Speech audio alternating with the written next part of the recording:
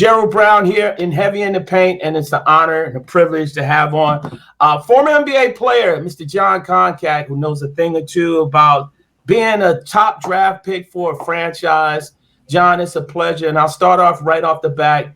This NBA free agency, what has been your overall thoughts? Any surprises? It really kind of surprised you off the rip just in the beginning with all the movement?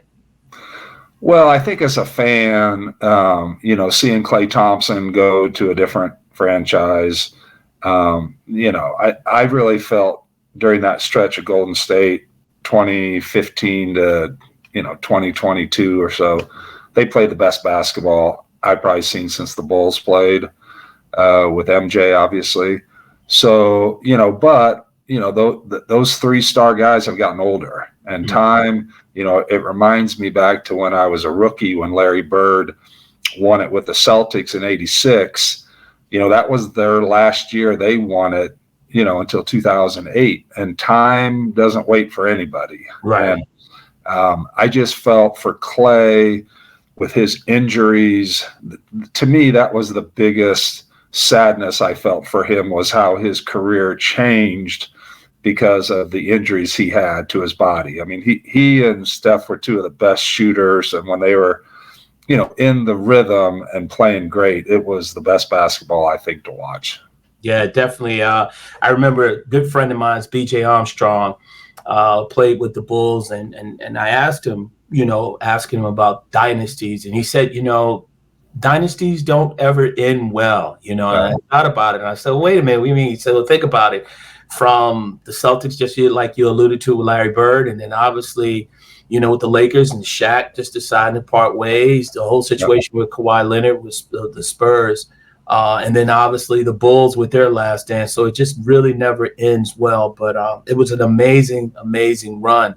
The Atlanta Hawks, one of your former clubs, had the number one pick, and they took a young man, Zachary Richardson. And my overall theme with this draft, Jon, has been this saying, and it's going to be so true: patience is a virtue, and you're going to have patience with it, because the first pick, he only averaged 10 points last year, very, very young. When you look at a pick like that, and going back to when you were lottery pick for the Atlanta Hawks, talk about that experience in terms of just going into a situation and sometimes really trying to have enough time to get yourself acclimated.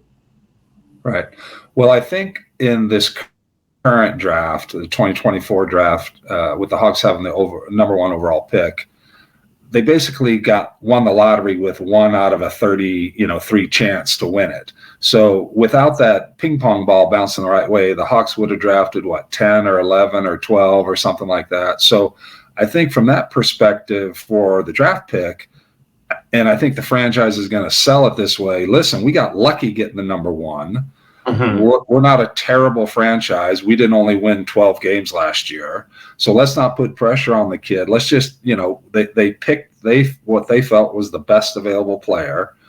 And we'll see how he does. Now, in my case, when the Hawks drafted me 5th, back then, our draft in '85 was the first lottery draft.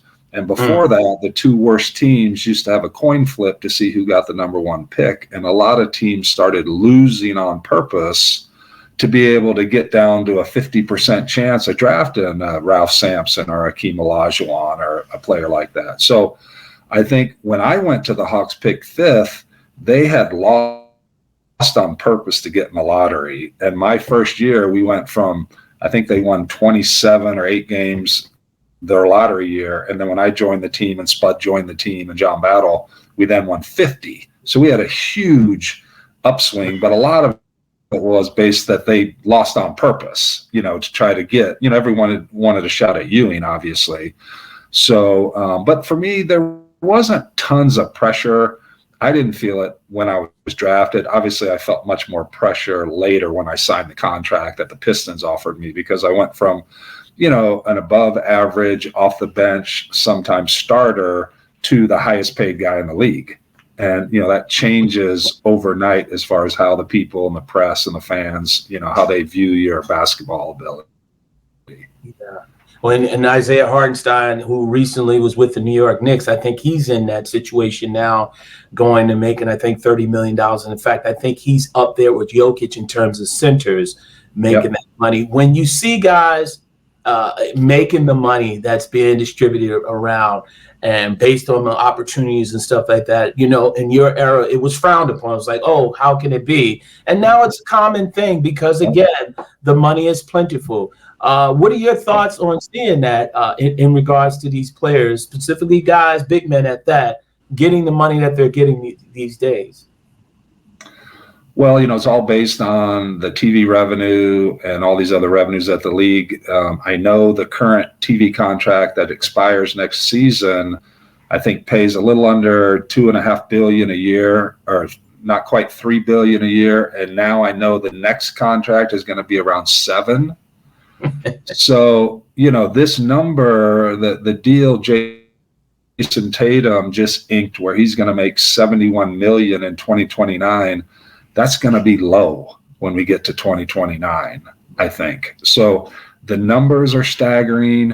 All of us old guys wish we could play with today's money, because, the difference of when I signed for $2 million a year and guys are signing for 70, it's a significantly different amount of money. I mean, you can say, yeah, it was 40 years ago, but 2 million 40 years ago is not 70 million today. It might be 10 today. So more power to those guys.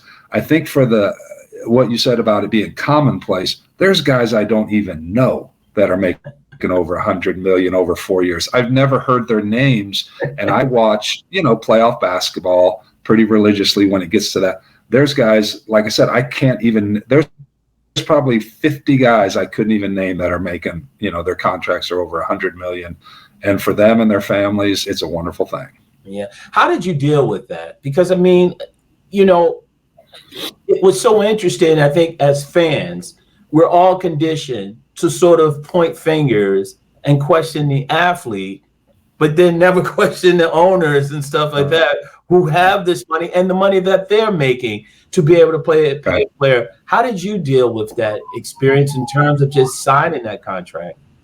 Well, my situation was unique in the fact that I signed a 4-year rookie deal with the Hawks, and I was a restricted free agent. And the Pistons had just won the world title. One of their assistant coaches in Detroit was my assistant coach in Atlanta my first 3 years, Brendan Surr, a really great guy.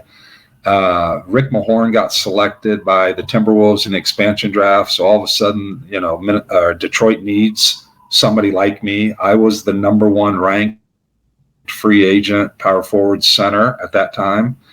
And they decided to make me a huge offer that then the Hawks accepted and then extended that money for 6 years. And, for me, what was I supposed to do? Say, no, I think that's too much.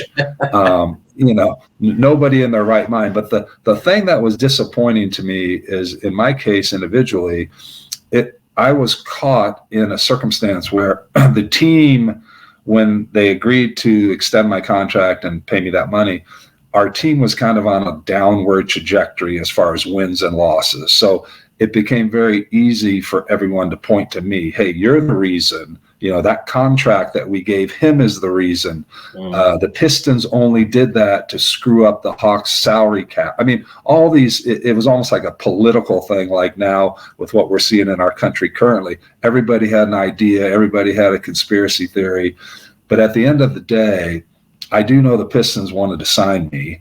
They flew me up on a private jet. They had me spend time with Isaiah Thomas.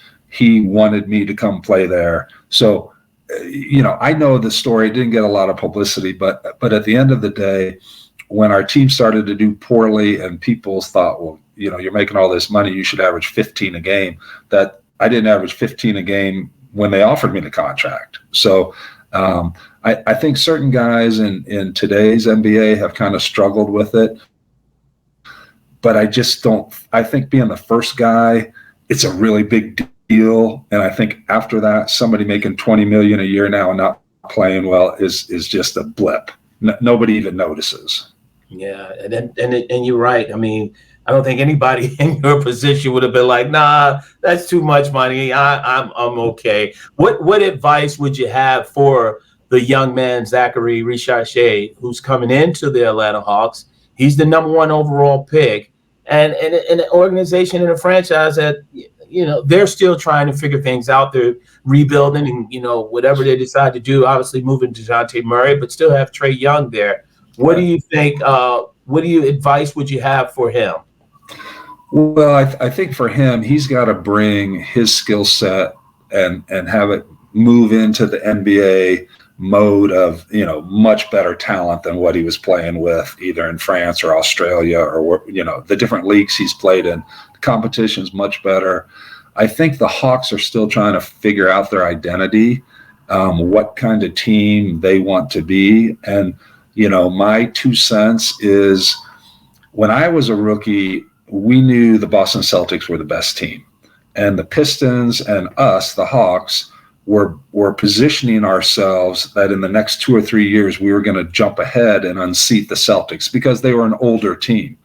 The problem for the Hawks now, the team that just won the world title, their best players are under 26 years old. Yeah. So you're looking at a team that, they're studs, they're all NBA guys are going to be on that team for 10 more years.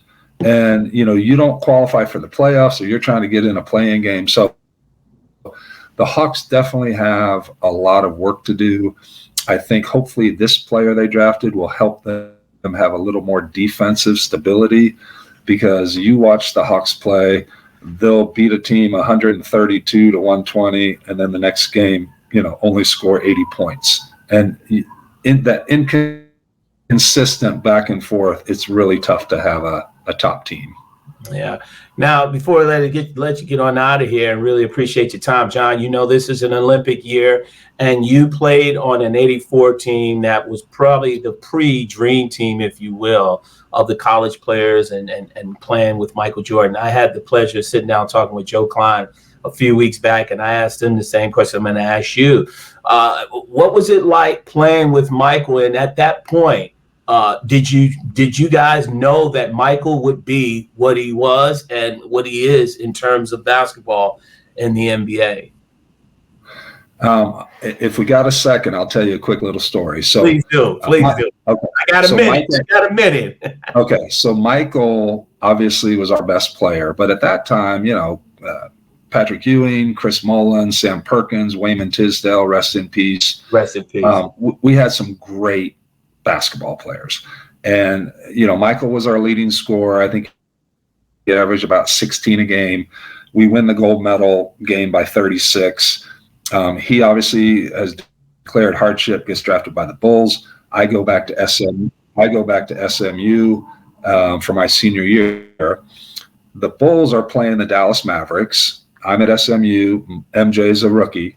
And before the game, they flew in the day before, and he said, "Hey, can you pick me up? I'd like to go out and do a little shopping, and let's go have dinner." So I end up picking him up. We go to the Galleria Mall in Dallas. He's walking around Lord & Taylor, the men's clothing store, looking at stuff. And an SMU alum walks up to me and says, "Hey, Jon, I just want to tell you how proud we are of you guys winning the gold medal and, your success at SMU. We're so excited about your senior year and all this stuff." And MJ walks over to us, and the guy looks at MJ and says, "Is this one of our new recruits?" Okay. This is the fall of 1984. Right. Okay. So let's skip a year ahead. I get drafted by the Hawks. The Bulls are playing in Atlanta. They're staying at the Marriott Hotel off of Windy Hill. And after the game, MJ says, "Can you pick me up? I'd like to go to dinner with you." I said, "Sure." I drive out because back then rookies had to ride the bus, and even players like MJ had to ride the bus back to the hotel. I go in the lobby of the hotel, and there's 400 people crammed in the lobby hoping to catch a glimpse of him. Okay. I go to the house phone, pick it up. "Hey, I don't know if you've looked downstairs, but there's 400 people trying to." He said, "I know, and I don't think I can get out of here." He says, "If it's okay, can we do this another time?" And I said, "Yeah, buddy, no problem." So in the course of 1 year, he gets mistaken for a guy that might be on my team at SMU to then a year later, becoming one of the biggest superstars, if not biggest superstar ever. So it was great to play with him in the Olympics. We had a blast. It's hard to believe it's been 40 years that we won that medal. My family's going to Paris at the end of the month for the Olympics, so we're excited. But it was a great time. All the teammates were fun, and we all survived Bobby Knight, rest in peace, and we did our country proud. Yeah, definitely. And you know what? It's 40 years, and I must say, Jon, you still have great hair, my friend, because again, you still got the great hair. Not bad for a 61-year-old.